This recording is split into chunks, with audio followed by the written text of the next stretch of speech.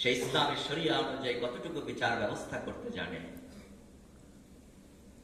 সম্মানিত ভাইরা আমার, এজন্য বুঝতে হবে কিয়ামতের জন্য অপেক্ষা করো। আমানত তোমাকে আল্লাহ পাক দিয়েছেন, তোমার সমর্থন।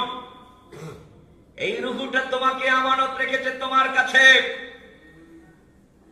এই আমানতের হকদার তিনি হবেন যিনি পাওয়ার যোগ্য, ঠিক কিনা?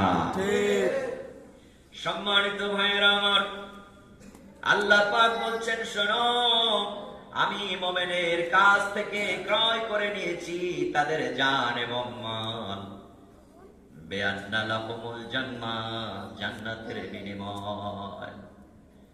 এখন শোনো, জান্নাতের বিনিময় তো ক্রয় করব, আরো কিছু শর্ত আছে জান্নাত পেতে হলে। এক নাম্বার শর্ত হলো ইউকাতিলুনা ফি সাবিলিল্লাহ ফায়াকতুলুনা ওয়া ইউকতালুন।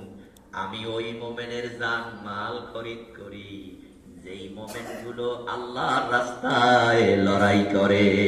সুবহানাল্লাহ। ইউকাতিলুনা ফি সাবিলিল্লাহ, তারা লড়াই করবে আল্লাহর রাস্তায়। ফায়াকতুলুনা ওয়া ইউকতালুন, মারবে এবং মরবে। সুবহানাল্লাহ বলেন। আমরা তো এই লড়াই করাটাকে একদম ভুলেই গিয়েছিলাম।